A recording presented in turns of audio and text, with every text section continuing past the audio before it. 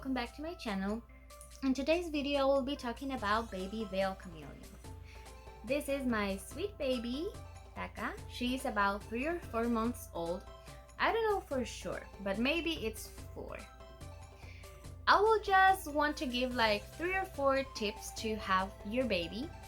Number 1 is the enclosure. Some of us maybe think that it will be better to buy a large enclosure, but for a baby it will be really bad. That is because the babies she wants to run right now. The babies have to hunt. So if you have a larger enclosure, it will be difficult for them to hunt, because if you have a lot of hiding places, the crickets, the dubia roaches, or the worms can hide there. So it will be a lot difficult for them to eat. My thing, you can use a 10 or 20 gallon tank, and you can put it vertical and you can give them food there. If you don't have time to do that, just leave them living there for like 3 or 4 months maybe, until they get a little bit bigger, so you can switch it to the big enclosure. Number 2, this is something that just happened to me once, but I tried to search a lot of that in YouTube, but I didn't find so much. So what happened if your chameleon have her mouth open? The first thing that comes is that she's angry, that maybe she's sick. But if she's not angry because you're not handling it, and if she's not sick, there's one more thing that can be. In my cage, I have a misting system that I made. You can check the videos that I make for that, so if you want to make one. And I thought it had water, but yesterday that I went to my room, I saw her with the mouth open, and I was like, okay, I have to search if something's wrong with it, and I didn't find any video for that. I just searched blogs, and what I found is that if your chameleon have her mouth open and she's not angry, she's not stressed, and she's not sick, maybe she is dehydrated. So I searched the misting system, and it didn't have water. So probably she had like 3 or 4 hours without water. That is just a short time, but remember that they live in a really humid places.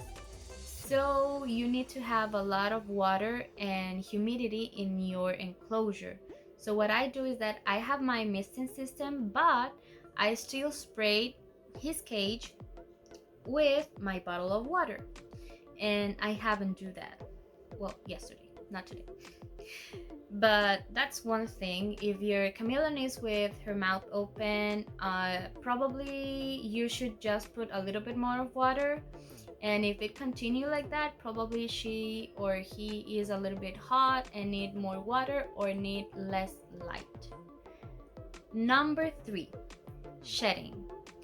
So when I got her, 2 days later she started shedding, and that is because in the pet store they didn't have too much light like I put her in her enclosure. So every time that you change light, it's probable that they will change skin. Something. When they are shedding, you don't want to help them shed. I know it's really bad, but I don't like her to see her suffering, because she's like stretching a lot of sticks in her face, and when it's stuck in the eyes, it's really bad, but you cannot help them. That is because if you help them, you can hurt her new skin. So it's better to let them finish by their own. If you want to help them, you can do a little bit in their tail, like from here. But in the rest of the body, I will prefer not to do that. And if you see that the skin is stuck in her body, you can do like put a bucket and put a little bit, just a little bit of water with a little bit of soap, and place that you don't want them to get drawn, so just place them a little bit there, and the water will help them to finish shedding. Okay, number 3, I think, or 4, is handling. You don't want to handle them from the top. It's better just starting like this. First of all, if you want to make a bond with your animal, you have to respect their area and you have to respect them. So if you get near their enclosure and they don't want to come out and they open his mouth or something, so leave them alone. If she is happy when you get to your cage, he will come to you. Sometimes I found her and she's like hiding and I just put my finger like that and she's not coming, so I get my fingers back and she's like trying to get me back like this. I just put it like that.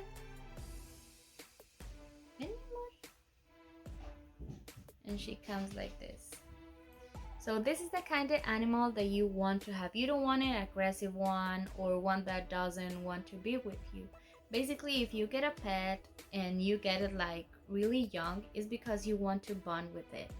So this is the perfect way to do it. It's better if you do it with food. They love food.